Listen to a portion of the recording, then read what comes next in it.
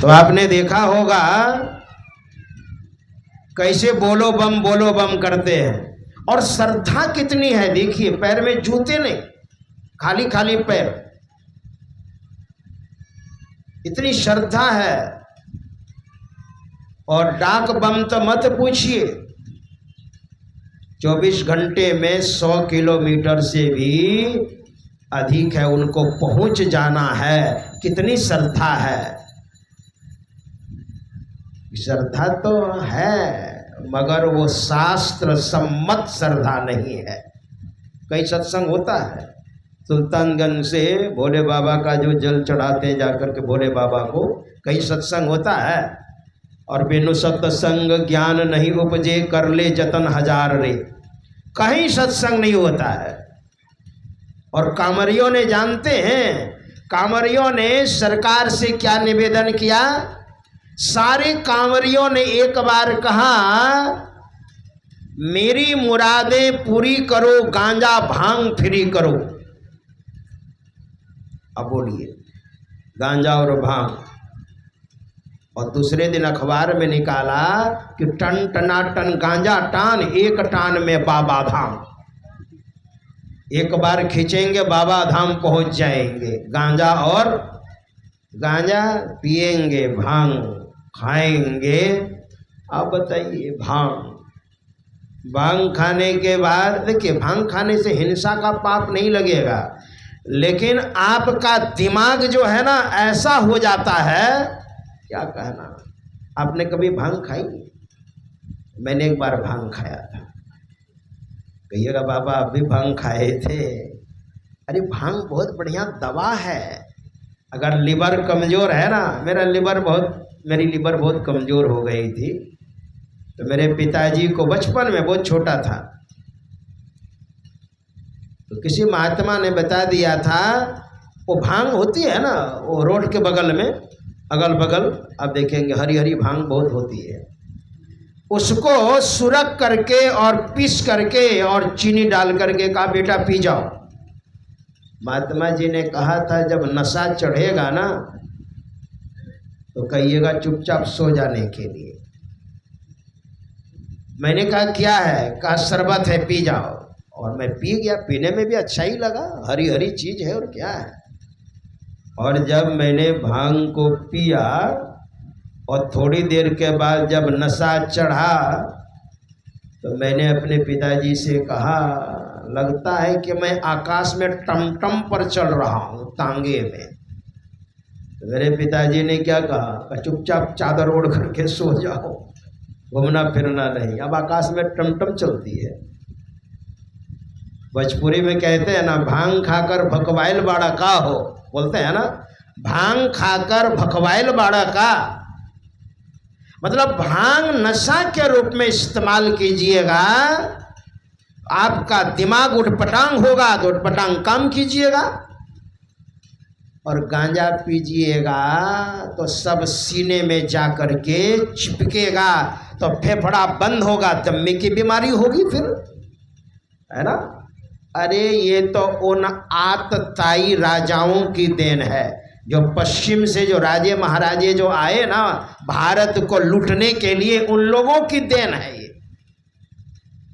कि यहाँ की जो प्रजा किस भगवान को मानती है सबसे अधिक? भोले बाबा को। देवी में दुर्गा मैया को। तो दुर्गा मैया के नाम पर, भोले बाबा के नाम पर यहाँ की जनता को नशा का पान कराओ। और यहीं के विद्वानों को रखते थे, नाम देते थे नवरत्न। और अपनी रोटी सेकनी है, राजनीति की रोटी सेकनी है, अपना राजपाट करना, इन लोगों को बेवकूफ़ बना करके। हम लोग समझ ही नहीं रहे हैं, आज भी भोले बाबा के नाम पर दिए जा रहे हैं। एक कांवरिया ने कहा खैनी खाओ, दूसरा कहता है खैनी नहीं गांजा पियो और भांग खाओ, क्योंकि भोले बाबा की ये बूटी है, भोले बाबा की बूटी है। ये साधना के पहले जो भोले बाबा ने जो सृजन किया, साधना के पहले उठपटांग सृष्टि उन लोगों ने अपना लिया। और साधना के बाद जो सृजन किया, उनके आश्रम में मैं तो रहा भी हूँ। लघु शंका जाते हैं तो जल लेकर के जाते हैं। बोली इतनी शुद्धता, प्याज लहसुन तक नहीं खाते हैं। अब समझ सकते हैं, प्याज लहसुन खाना पाप नहीं है, अगर पचा सकते हैं तो खाइए। पंजाब में 10 गुरु हुए, सबों ने प्याज लहसुन खूब डट करके खाया और संत बने। गुण अच्छा नहीं है, ये बात है। मतलब शुद्धता के लिए कोई पर्व त्योहार होता है तो प्याज लहसुन खाते हैं? नहीं ना। शुद्धता के ख्याल से प्याज लहसुन भी उनके आश्रमों में नहीं चलता। हमारे गुरुदेव ने इस पर ज़्यादा तर्क नहीं दिया है। हमारे गुरुदेव ने इतना ही कहा कि हमारे रसोई घर में प्याज लहसुन नहीं चलता है। बस हमारे गुरुदेव ने इतना ही कहा है। तो मेरे कहने का अभिप्राय, भोले बाबा ने जो साधना की और साधना करके जो सृजन किया, बिल्कुल विशुद्ध सृजन। कहाँ अब ये बढ़िया सृजन है। तो दोनों तरह की सृष्टि रह गई भोले बाबा की। आज प्रत्यक्ष सृष्टि दिखती है। अब देखिए, ब्रह्मा जी आए हैं भोले बाबा के पास, तो भोले बाबा तो पुत्र हो गए और पिताजी आए हैं अपने पुत्र के पास, जिज्ञासा करेंगे? नहीं, बहुत उच्च दृष्टि है ये। बड़े लोग ऐसे नहीं होते हैं। सादा जीवन उच्च विचार। बड़े का मतलब जिनका जीवन सादा है और विचार बहुत उच्च है, वे बड़े होते हैं। ब्रह्मा जी की दृष्टि ये नहीं है कि मेरा बेटा है। आप श्रीमद् भागवत आप पढ़िए, एक भागवत रहस्य ग्रंथ है। बहुत बड़े विद्वान ने लिखा है भागवत रहस्य। उसमें बड़ा सुंदर एक प्रसंग आता है। परीक्षित को जब समीक मुनि के पुत्र श्रृंगी ऋषि ने शाप दे दिया, इति लंघित मर्यादम तक्षके सप्तमे हनि दंक्षति संकुलांगारम चौदितों में ततध्रुवम। मरा हुआ सर्प राजा परीक्षित ने समीक मुनि के गले में लटका दिया, क्योंकि सिर पर कलयुग बैठा हुआ था। जल की याचना की, वो तो समाधिस्थ थे। कहा कलयुग ने,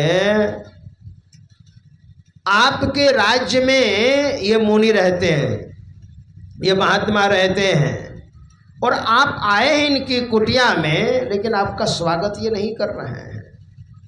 इसलिए महाराज आप इसको दंड दीजिए। तो कलयुग ने कैप्चर कर लिया था मस्तिष्क को।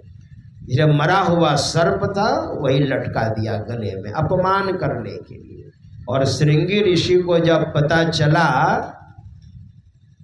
तो उन्होंने कौशिकी नदी से जल उठाकर और शाप दे दिया, आज के 7वें दिन इसी सर्प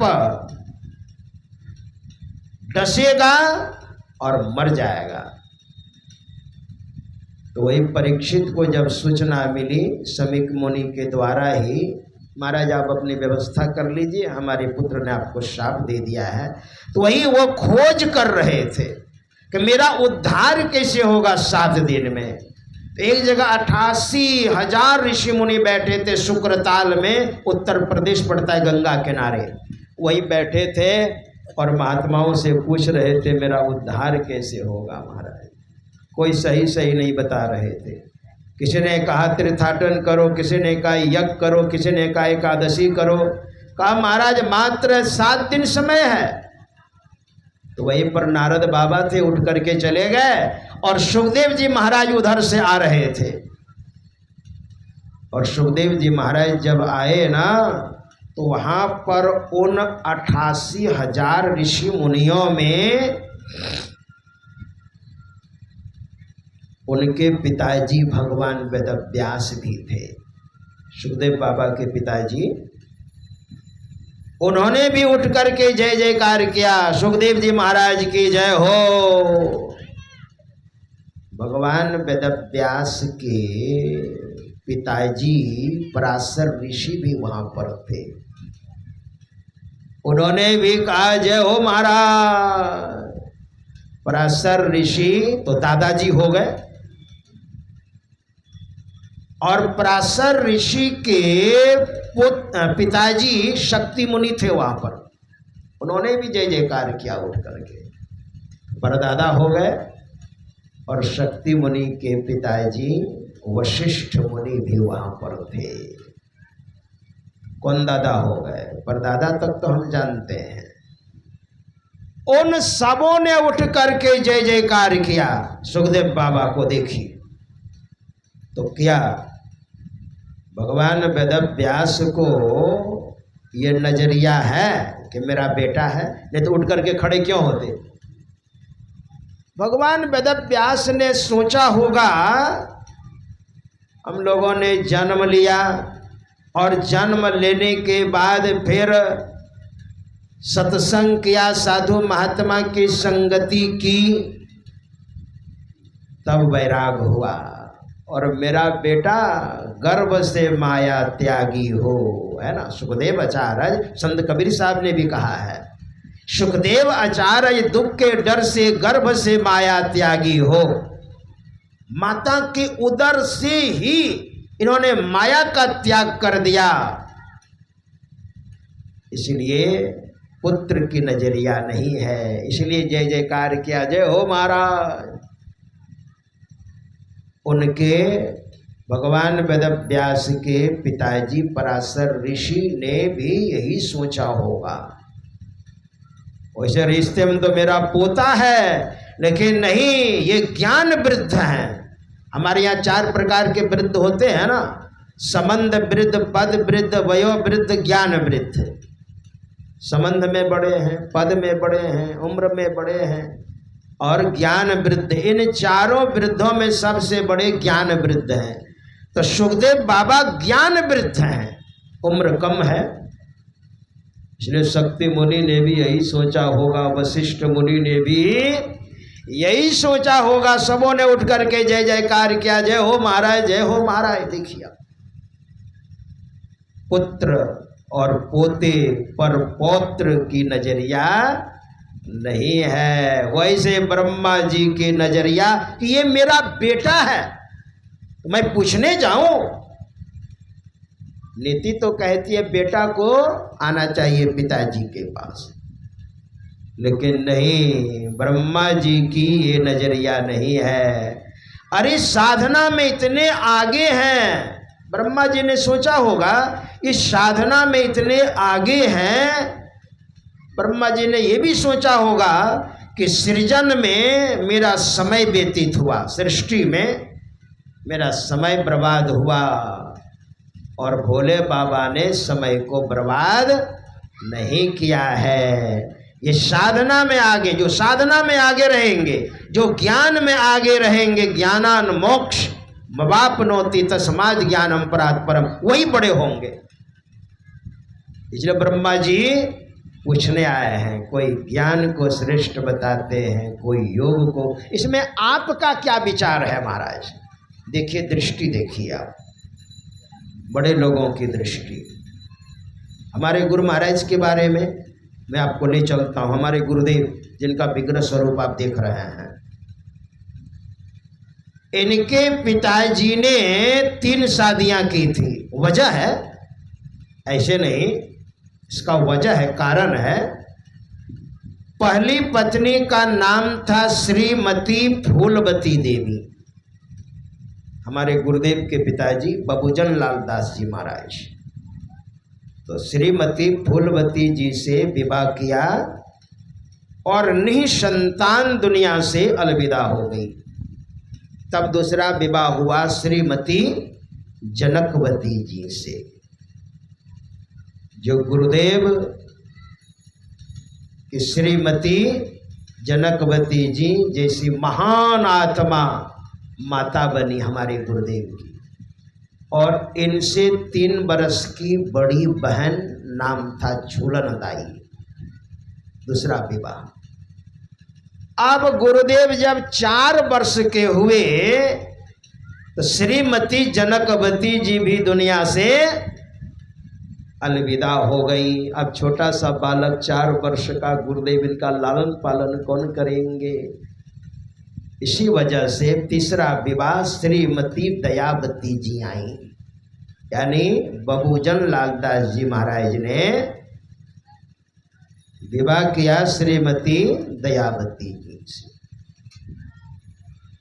और जब लालन पालन करके गुरु महाराज जब संत बन गए, हमारे गुरुदेव जब संत बन गए तो कभी कभी धरारा आश्रम जाते थे। तो गुरुदेव की विमाता श्रीमती दयावती जी पुत्र के नजरिया से नहीं देखती थी कि आप संत हैं महाराज। वैसे तो रिश्ते में आप मेरे पुत्र हैं, मैंने लालन पालन किया है, लेकिन मेरी नजरिया पुत्र की नजरिया नहीं है कि आप मेरे पुत्र, आप तो संत हैं महाराज। और संत भगवंत अंतर निरंतर नहीं कि मपि मति विमल कह दास तुलसी। विनय पत्रिका में तुलसी बाबा लिखते हैं, संत और भगवंत में कोई अंतर नहीं। तो क्या महाराज मेरे शरीर में बहुत कष्ट है, जोड़ जोड़ में दर्द है, घुटनों में दर्द है, उठने बैठने में कष्ट होता है, अवस्था भी ढल गई है। और मैंने सुना है संत के पास बहुत शक्ति होती है, बड़ी कृपा होती है, बड़ी दया होती है। तो थोड़ी सी कृपा कर दीजिए महाराज, ताकि ये शरीर मेरा छूट जाए तो कष्ट से निवृत्ति हो जाएगी। सामने में तो गुरु महाराज ने कुछ नहीं कहा, संत शिशु बाबा को गुरु महाराज ने सुनाया था। शिशु बाबा एक बार गुरु महाराज से और भीतर में सोच रहे थे और गुरु महाराज के पास गए। तो गुरु महाराज ने कहा, चिंता क्यों करते हैं आप। शिशु बाबा ने मन में सोचा था बुढ़ापे में क्या होगा, है ना,